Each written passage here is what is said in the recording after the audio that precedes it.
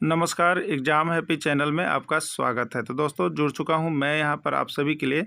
झारखंड में कक्षा से 8 सहायक आचार्य का वेतन अगस्त 2025 में कितना मिलेगा, इसकी जानकारी हम आपको इस वीडियो में देंगे। तो अभी सहायक आचार्य का देखिए रिजल्ट निकल चुका है। अब आपके मन में चल रहा होगा कि अगस्त में हमारी ज्वाइनिंग होगी या सितंबर में, तो हमको पेमेंट कितना मिलेगा, ठीक है। देखिए 1 से 5 और 6 से 8 के पेमेंट में बहुत अंतर है, इसलिए अगर जिन्होंने भी 6 से 8 में नहीं ज्वाइनिंग किया है तो उनका पेमेंट में बहुत डिफर पड़ेगा। लेकिन चलिए अभी हम जानते हैं 6 से 8 सहायक आचार्य, चाहे वो सामाजिक विज्ञान, विज्ञान भाषा हो, कितना से 8 सहायक आचार्य का वेतन अगर अगस्त तक ज्वाइनिंग करवाया जाता है तो अगस्त 2025 तक में कितना होगा, इसको हम लोग विस्तार पूर्वक समझ लेते हैं, ठीक है। देखिए जो यहाँ पर वेतन मिलता है वो जो यहाँ पर देखिए अलाउंस है, उसको आप देख लीजिएगा कि वेतन कैसे बनता है। तो सबसे पहले आपको देखिए जो यहाँ पर ग्रेड पे आपका है वो आपका कितना है, 2400 का है और 2800 का। दो तरह की बहालियाँ हो रही, 2400 और 2800, ठीक है। तो 2800 में 6 to 8 सहायक आचार्य का है, लेकिन इसका 7वें वेतनमान के अनुसार देखिए अब एक टेबल बना दिया गया, एक सारणी बना दिया गया कि आपका पेमेंट स्टार्टिंग में कितना होगा, ठीक है। तो इसका मूल वेतन जो बनता है वो 29,200 रुपये होते हैं, ठीक है। 29,200 यानी बेसिक पे जो भी चीज़ का काउंटिंग होगा वो आपका 29,200 रुपये पर होगा, ठीक है। चलिए देखिए, तो बेसिक पे जो मूल वेतन होगा वो आपका होगा 29,200 रुपये। उसके बाद देखिए सरकार की तरफ से साल में दो बार जो है महंगाई भत्ता दिया जाता है, ठीक है। महंगाई भत्ता दिया जाता है जनवरी में और फिर जून से स्टार्ट किया जाता है, ठीक है। तो ये 2 बार महंगाई भत्ता आपको दिए जाते हैं। तो अभी जो महंगाई भत्ता चल रहा है वो आपका चल रहा है 55%, ठीक है। अब फिर देखिए यहाँ पर समाप्त हो रहा है तो आपका जुलाई से फिर यहाँ पर चलने लगेगा महंगाई भत्ता।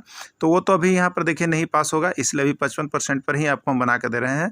हो सके कि आपका अगस्त सितंबर में अगर पास हो जाए महंगाई भत्ता तो आपका ये 55 जो दिख रहा है वो 57, 58 जो भी है बढ़ जाएगा, ठीक है। तो देखिए 29,200 का अभी फिलहाल 55% हम लोग निकाल लेंगे, कौन, महंगाई भत्ता के लिए।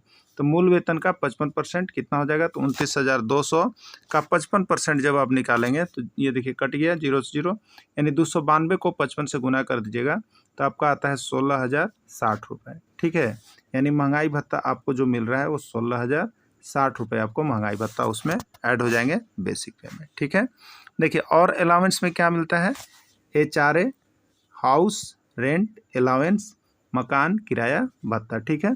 ये कैसे बनता है, तो मूल वेतन का 10% है, ठीक है। मूल वेतन का 10% है, तभी 29,200 हो गया, ठीक है। मूल वेतन आपका कितना है 29,200, उसका 10% निकाल लीजिएगा, 0 0 कट गया, 292 गुने 10 कीजिएगा तो 2920 रुपये आएंगे। कितना आएंगे, 2920 रुपये आपके आ जाएंगे, ठीक है। तो 2920 रुपये आपका यहाँ पर क्या हो गया, आपका हाउस रेंट अलाउंस हो गया, मकान किराया भत्ता आपको मिल जाएगा, ठीक। अब देखिए यहाँ पर चिकित्सा भत्ता मिलता है 1,000 रुपया आपको, मेडिकल कितना मिलता है 1,000 रुपये। लेकिन अभी राज्य सरकार की तरफ से क्या किया गया है कि 500 रुपये आपको खाते में दिए जाते हैं और 500 रुपये जो है आपको स्वास्थ्य बीमा कर दिया गया है, ठीक है। तो ये 500 रुपये कट जा रहे हैं, यानी आपको सिर्फ खाते में 500 आएंगे और 500 रुपये स्वास्थ्य बीमा में कट जाएंगे, ठीक है। तो आपको खाते में 500 रुपये ही आएंगे, ठीक है। तो अब देखिए 500 रुपये आपका यानी चिकित्सा भत्ता हो गया। अब कुल वेतन कितना हो गया आप जोड़ लीजिएगा, कुल वेतन बराबर होता है मूल वेतन पहले जोड़ेंगे, फिर उसमें महंगाई भत्ता जोड़ेंगे, फिर उसमें मकान किराया भत्ता जोड़ेंगे और फिर उसमें लास्ट में चिकित्सा भत्ता जोड़ेंगे। जो भी आएगा वही आपका पेमेंट हो जाएगा, ठीक है। तो 29,200 देखिए, उस पर 16,060 रुपये, मकान किराया भत्ता 2920 रुपये और चिकित्सा भत्ता 500 रुपये। कुल जोड़ करके आप देखिएगा तो 48,680 रुपये आपको मिलेंगे, ठीक है। देखिए 48,680 रुपये आपका पेमेंट बनेगा, क्लियर। अब देखिए यहाँ पर इसमें कटौती भी होगी, ठीक है, लेकिन अब तो कटौती सामान्य होता है। तो कटौती के रूप में देखिए GLIC होता है, ग्रुप बीमा जो होता है वो आपको 30 रुपये का कटेगा, ठीक है। कितने का कटेगा, 30 रुपये का कटता है। उसके बाद जो है आपको प्रोफेशनल टैक्स पेशा कर, देखिए ये रिजल्ट के अनुसार होता है, लगभग आपको जो है यहाँ पर 50 रुपये कट जाएंगे, ठीक है। तो ये 50 और 30 80 रुपये उसमें से डिडक्ट हो जाएंगे। और बाकी देखिए पहले जो था NPS था, तो NPS कटने का रूल कुछ अलग था, लेकिन अभी जो आप लोग बहाल हो रहे हैं वो आपका OPS है, ओल्ड पेंशन सिस्टम, ठीक है। झारखंड में ओल्ड पेंशन OPS लागू है। तो OPS में देखिए ये आपकी इच्छा पर निर्भर करता है कि हम कितना कटवाएं, ठीक है, कितना कटवाएं, ये आपकी इच्छा पर निर्भर करता है।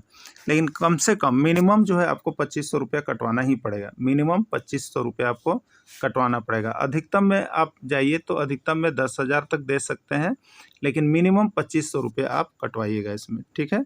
तो अब ये आपके ऊपर निर्भर है। मान लीजिए कि आपका पेमेंट 48,680 रुपये, ठीक है, 48,680 रुपये हो गए, यही नहीं हुए 48,680। इसमें 80 तो आप हटा दीजिए, वो तो डिडक्ट हो जाएगा, सभी का डिडक्ट हो जाएगा। यानी 48,600 रुपये अभी के डेट में लेके चलेंगे तो 48,600 रुपये, ठीक है। इसमें से आपको कटवा देना है 2,500 मिनिमम है, सभी का कटेगा, लेकिन आप 10,000 कटवा देते हैं। मान लीजिए किन्हीं को इच्छा है कि हम 10,000 कटवा दें, तो 10,000 आप जब कटवाएंगे तो आपको मिलेगा कितना, 38,600 रुपये। ये राशि आपकी जमा होती रहती है। इसको आपको जब आवश्यकता हो आप निकाल सकते हैं। अपने जीपीएफ राशि में से पैसा निकासी की सुविधा रहती है, आप निकाल सकते हैं, ठीक है। तो ये सबका अपना अपना निर्भर करेगा। कोई 3,000 कटवाते हैं, कोई 4,000, कोई 5,000, जिसकी जैसी आवश्यकता है, जैसा काम है, ठीक है। तो इसी तरह से आपका वेतन बनेगा। वीडियो को अंत तक जुड़े रहें। धन्यवाद।